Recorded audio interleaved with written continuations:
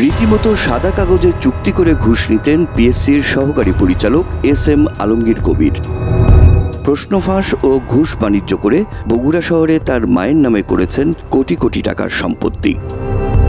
বাদ যায়নি শ্বশুরপক্ষের আত্মীয়রাও। শ্বশুরবাড়ির চাকরি প্রত্যাশী প্রায় সবাইকেই পাইয়ে দিয়েছেন সরকারি চাকরি। তবে চাকরি দেওয়ার পর আত্মীয়ের জন্য নিবেদিত প্রাণ আলমগীর কবিরের সে ঘর টেকেনি বেশি দিন।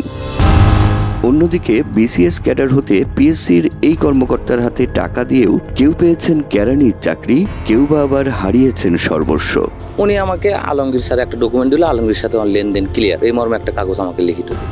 আমার স্যার আমার তো বয়স হয়েছে, তারপরে এখন আমাকে আশা দিয়ে রাখে যে অন্য কোনো অ্যাপ্লাই করা আছে না তোমার, চাকরি আমি নিয়ে দেবো। এসে অভিযোগ রয়েছে প্রশ্ন ফাঁস ও ঘুষ বাণিজ্যের টাকায় বগুড়ার লতিফপুর কলোনি এলাকায় একটি কিন্ডারগার্টেন স্কুল, বিশাল জায়গা কিনে মায়ের নামে অটোরিকশার গ্যারেজ সহ কয়েক কোটি টাকা মূল্যের সম্পদ কেনেন পিএসসির এই সহকারী পরিচালক, যা দেখভাল করেন তার চাচা পুলিশের সাবেক ASI SM. Saiful Islam.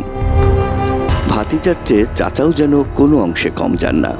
ASI থাকাকালীন সময়ে তিনিও কোটি টাকার সম্পদ করে ফেঁসে যান দুদকের জালে। তবে আপন ভাতিজার সবকিছু দেখভাল করলেও সরকারি চাকরি করে কোটি কোটি টাকার সম্পদের উৎস সম্পর্কে কিছুই জানতেন না বলে দাবি করেন পুলিশের সাবেক এই এএসআই। কোচিং সেন্টার চলেছে, কতদিন চলেছে এটা ঠিক আমার জানা নাই। কোচিং সেন্টারটা এখানে ওই পাশে যে একটা বাসা আছে সে বাসায় চলেছে, বাইরের কোনো কিছু আমার জানা নেই, কিছুই জানা নেই। ডিবিসির অনুসন্ধানে উঠে আসে বগুড়ার লতিফপুর কলোনি এলাকায় পিএসসির সহকারী পরিচালক আলমগীর কবিরের প্রতিষ্ঠিত রাশেদা কিন্ডারগার্টেন স্কুলেই চলত প্রশ্ন ফাঁস ও ঘুষ বাণিজ্যের মহোৎসব। সেখানেই চলত চাকরি প্রত্যাশীদের কোচিং। পুরো বিষয়টি তদারকি করতেন আলমগীর কবিরের সহযোগী জাকির হোসেন। চাকুরি প্রার্থীদের বিশ্বাস অর্জনের জন্য সাদা কাগজে সাক্ষীদের সই নিয়ে ঘুষের টাকা নিতেন আলমগীর কবির। এখন আমার টাকাটা আর কি তখন দেয় না, তখন আমি ওনার পিএইচসিতে গেলাম, যায় ওনার পরে একজন সিনিয়র স্যারের কাছে কমপ্লেন দিলাম এইরকম ঘটনা। তখন ওই স্যার ওনাকে বললো যে আপনি এই জিনিসটা 7 দিনের মধ্যে সমাধান করেন। পরবর্তীতে প্রত্যাশিত চাকরি না পেয়ে টাকা ফেরত চাইলে ভুক্তভোগীদের নানাভাবে হুমকিও দিতেন আলমগীর কবির ও তার সহকারী জাকির হোসেন।